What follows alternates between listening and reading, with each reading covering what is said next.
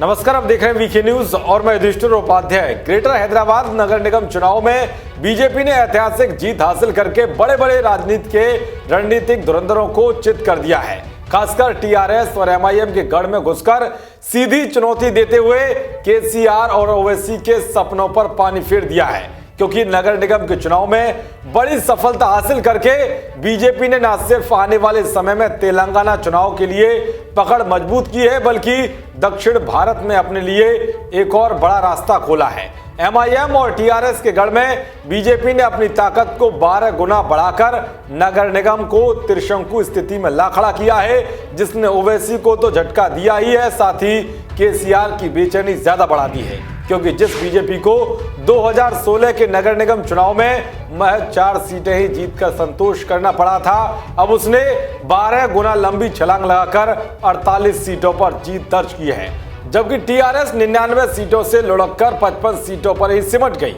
और ओवैसी की party 44 seat जीत पाई। कांग्रेस सबसे खराब प्रदर्शन करते हुए महज 2 सीटों पर ही सिमट कर रह गई।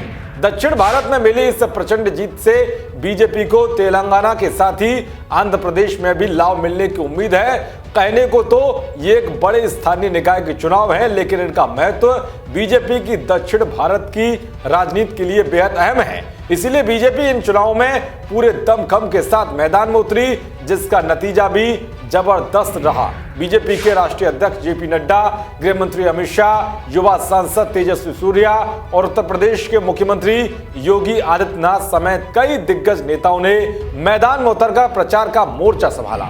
ध्रुवीकरण की राजनीति में एमआईएम ने तो अपना प्रदर्शन लगभग बरकरार रखा है, लेकिन टीआरएस को बड़ा झटका लगा है। बीजेपी ने उसके प्रभाव क्षेत्र में बड़ी सेना लगाकर 2023 के विधानसभा चुनाव के लिए बड़ी चुनौती पेश की है। दरअसल 2016 के ग्रेटर हैदराबाद नगर निगम चुनाव में टीआरएस को 43.85% वोट मिले थे।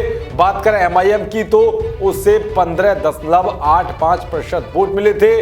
इसके अलावा टीडीपी को 13.11% वोट मिले थे, मगर इस बार के चुनाव में टीडीपी अपना खाता तक नहीं खोल पाई।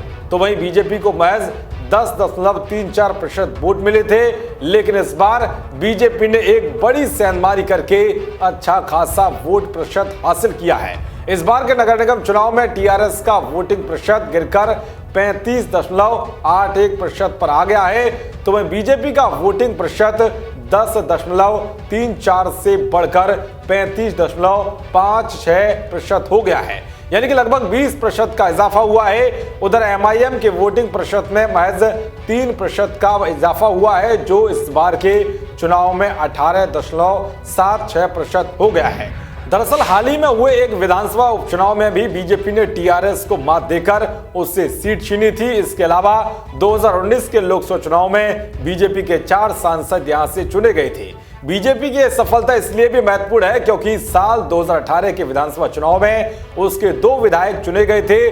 बीजेपी ने राज्य की 117 सीटों में से 100 सीटों पर अपनी जमानत गंवाई थी। उसके बाद 2 सालों के भीतर टीआरएस के प्रमुख प्रतिद्वंदी बनकर उभरी है। अब ऐसा लगता है कि 2023 के तेलंगाना विधानसभा चुनाव में सत्तारूढ़ टीआरएस को बीजेपी के बीच सीधा मुकाबला होगा। कांग्रेस और एमआईएम इस दौड़ में कहीं भी नहीं होगी। इसके अलावा हैदराबाद के स्थानीय निकाय के चुनाव का ज्यादा महत्व इसलिए भी है कि यहां पर बीजेपी की सफलता से दक्षिण भारत के लोगों में एक बड़ा संदेश जाएगा। कर्नाटक में कई बार सत्ता हासिल करने के बाद बीजेपी अभी तक दक्षिण के अन्य राज्यों में अपनी मजबूत जगह नहीं बना पाई थी, लेकिन अब हैदराबाद ने दूसरा रास्ता भी खोल दिया है। दरअसल हैदराबाद से तेलंगाना की राजनीति तो पार्टी करेगी, वो यहां से आंध्र प्रदेश में भी आगे बढ़ने की कोशिश करेगी। ये दोनों राज्य उसकी भावी रणनीति में अहम होंगे। तमिलनाडु और केरल उसकी अभी भी कमजोर कड़ी है, लेकिन हैदराबाद का आक्रामक रणनीति से बना रास्ता उसे दक्षिण के अन्य राज्यों तक पहुंचा सकता है। दरअसल बीजेपी के लिए दक्षिण भारत में अपनी मजबूत पहचान और विश्वसनीयता को कायम करना है, ताकि क्षेत्रीय दलों के वर्चस्व वाले इन राज्यों में वो पैठ बना सके। इसलिए बीजेपी ने हैदराबाद नगर निगम चुनाव में परचम लहराकर दक्षिण भारत के अभियान को और मजबूत करने का काम किया है, जो विपक्षियों के लिए एक बड़ी चुनौती बन गया है। तो ये है हैदराबाद नगर निगम चुनाव में बीजेपी की बड़ी सफलता के मायने, जो आने वाले समय में दक्षिण भारत में बीजेपी के कई रास्ते खोलने वाले साबित होंगे। देश और दुनिया की तमाम खबरों को पाने के लिए देखते रहिए वीकी न्यूज। नमस्कार।